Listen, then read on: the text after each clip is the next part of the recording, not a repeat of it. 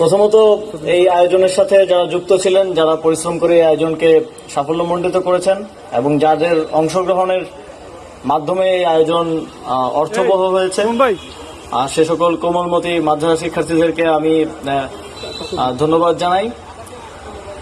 এবং আগামী দিনগুলোতে আমরা আরো বড় পরিসরে শুধু মুরাদনগর না, সারা দেশে পবিত্র মাহে রমজান মাসে যেন আমাদের পবিত্র ধর্মগ্রন্থ আল কোরআন নিয়ে আমরা প্রতিযোগিতা করতে পারি এবং এর মাধ্যমে আমাদের তরুণ সমাজকে, সমাজের যেই খারাপ প্র্যাকটিসগুলো আছে, যেমন মাদক আছে, সন্ত্রাস আছে, সেখানে যেন তারা জড়িয়ে না পড়ে, সেটা নিশ্চিত করার জন্য এই ধরনের কর্মসূচি আমরা আরো দেশব্যাপী নিব।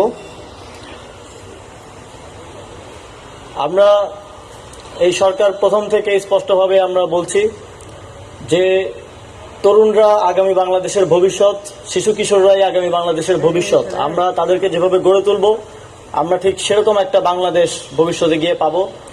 সেই উদ্দেশ্যে তরুণদেরকে মাদক থেকে দূরে নিয়ে খেলাধুলা এবং বিভিন্ন ধরনের শিক্ষা সংশ্লিষ্ট প্রতিযোগিতার মাধ্যমে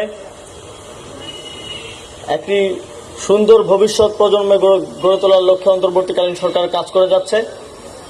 জনগণের পক্ষ থেকে আপনারা তাতে সহযোগিতা করছেন, সমর্থন করছেন, সেজন্য আপনাদেরকে ধন্যবাদ। আপনারা জানেন যে কিছুদিন আগেই কোম্পানিগঞ্জে একটা ঘটনা ঘটেছে।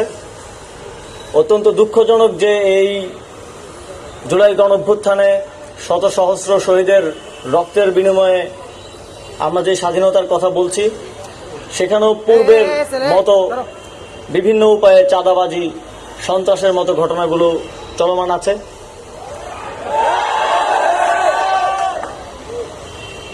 আপনারা দেখবেন যে আমরা আসলে ফ্যাসিবাদী শাসনের কারণে এমন একটা পরিস্থিতিতে চলে এসেছি যে অনেকে এখন মনে করে চাঁদা দেওয়াটা মনে হয় আমার দায়িত্ব। আমাকে যে কেউ এসে একটা টোকেন ধরিয়ে দিল, আমার তাকে 50 টাকা দিতে হবে, 100 টাকা দিতে হবে।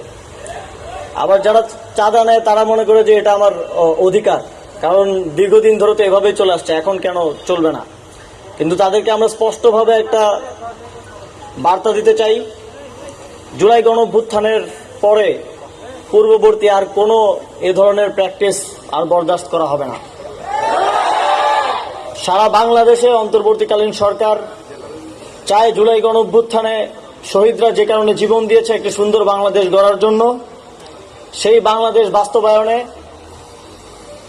পূর্ববর্তী সময়ে চাঁদাবাজি, মাদক ব্যবসা সহ যেই বিষয়গুলো সমাজকে ধ্বংস করেছে, তরুণ প্রজন্মকে ধ্বংস করেছে, সেগুলোকে খুব শক্ত হাতে দমন করা হবে।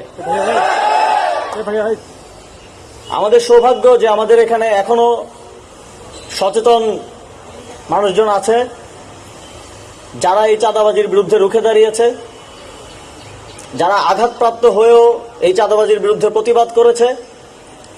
এটা আমাদের গর্ব যে মুরাদনগরে এখনো এরকম মানুষজন আছে।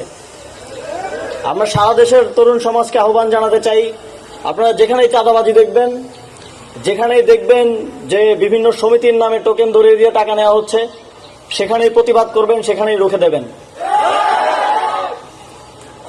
স্থানীয় প্রশাসন, পুলিশ এই চাঁদাবাজদের এবং মাদক সন্ত্রাসদের দমনে কাজ করে যাচ্ছে।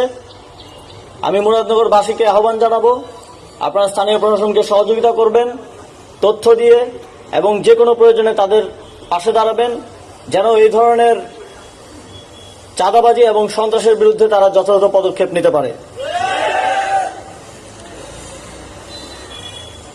সর্বোপরি আজকে এত সুন্দর একটি কর্মসূচি হাতে নেওয়ার জন্য এবং আয়োজন করার জন্য আমি মুরাদনগর উপজেলা প্রশাসনকে ধন্যবাদ জানাতে চাই, এবং আপনারা যারা এই আয়োজনকে সাফল্যমণ্ডিত করেছেন, অংশগ্রহণ করেছেন, আপনাদেরকে আবারও বিশেষভাবে ধন্যবাদ জানিয়ে আমার বক্তব্য শেষ করছি। আসসালামু আলাইকুম।